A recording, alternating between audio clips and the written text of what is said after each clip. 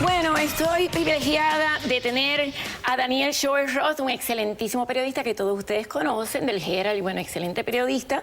Y acaba de salir esto, es la primera entrevista con el libro en las manos, la primera para la Feria del Libro, que se estrena este sábado en el Civic Center a las 3:30. Se llama Pastor, Profeta, Patriarca. Muchas gracias, Daniel, por venir. Es un gusto, te leo, pero bueno, y te he visto, pero ahora te conozco. Ya, sí.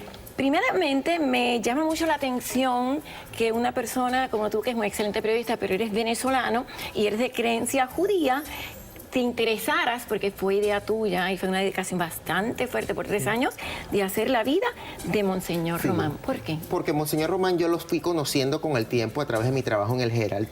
Y cada vez que yo estaba entrevistando a Monseñor Román, había gente que se acercaba a darle un beso. O sea, el amor de la gente alrededor de él se percibía de estar allí, en el ámbito de la ermita. Y cuando yo empecé a notar que había tanto cariño por una persona, pero se notaba un cariño muy honesto, ¿no? Todo el mundo tiene esas historias de cercanía con Monseñor. Yo empecé a intuir que había una historia muy linda allí. Cuando la gente me pregunta cómo yo me interesé en esta historia, no siendo ni católico ni cubano, yo trato de responder como respondería Monseñor Román, que no es hablando de mí mismo, sino del otro. Yo respondo que como Monseñor Román, siendo un obispo cubano, católico, concedió esta exclusiva a un judío venezolano. O sea que... ¿Él sabía que era judío? Sí, claro, sí. Él le decía a su secretaria que, mira tú, le decía, quien vino a interesarse por mi historia fue un judío venezolano. Además que él decía que la persona en Miami que mejor había entendido, esto fue antes del libro, lo que fue la misión de la Ermita de la Caridad, era yo.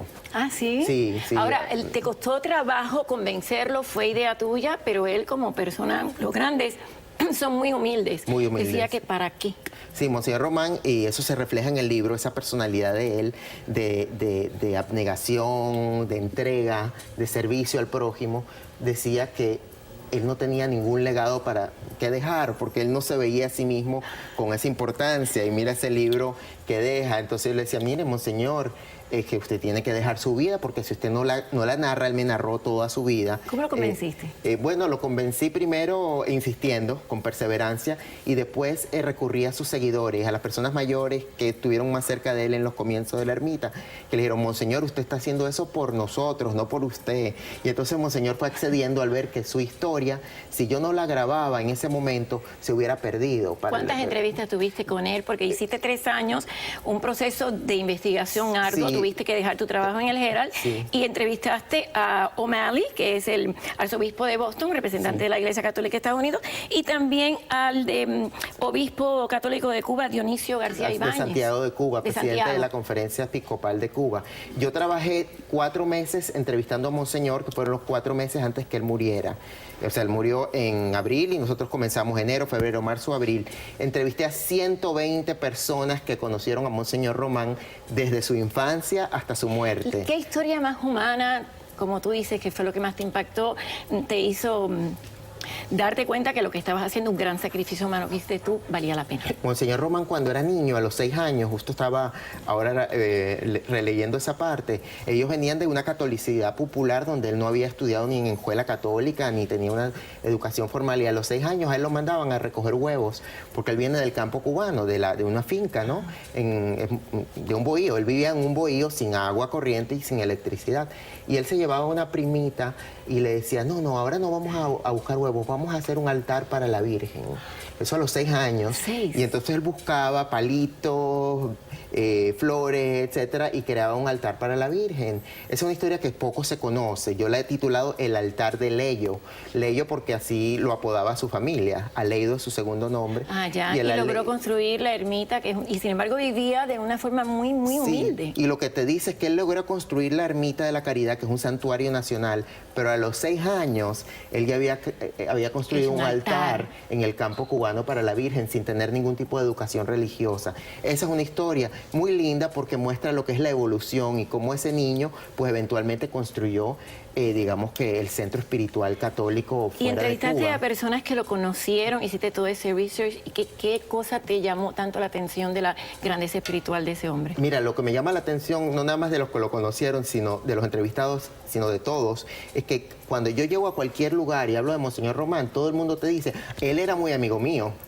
Ah, ya. No, ya. él y yo, sí, no, Monseñor Román y yo éramos muy amigos, éramos muy cercanos. Él tal cosa y él tal cosa. Y me di cuenta que a pesar de que él no Era muy amado, muy respetado y muy y querido. hacía sentir a las personas en ese momento que estaba contigo que eran importantes. Ah, y ese por eso era el no hay lugar detalle. donde yo vaya que la persona no me diga, no, yo era muy amigo, muy cercano a Monseñor. Ahora, claro, el círculo más cercano, que es el que está entrevistado en ese libro, fueron personas que él me facilitó sus números y a quienes él llamó, porque él era muy reservado con su Él se historia. mantenía en contacto con todas esas Se personas. mantuvo en contacto. Ellos eran un grupo muy lindo de bachillerato, que estudiaron en primaria, después estudiaron en bachillerato en La Habana, y todavía hay algunos de ellos vivos. Todos ellos me facilitaron todas esas historias que yo tengo. Por 3 años te dedicaste a eso y bueno, ahora te quedaste sin trabajo. Más o menos, sí, estoy en transición. Ahorita, cuando uno hace una obra así, te quedas con un vacío. Me fui de viaje por un mes. Yo sigo con mi columna los domingos en el Nuevo Herald, pero bueno, he quedado ahora sin un trabajo Es decir, fijo. Sun Sentinel.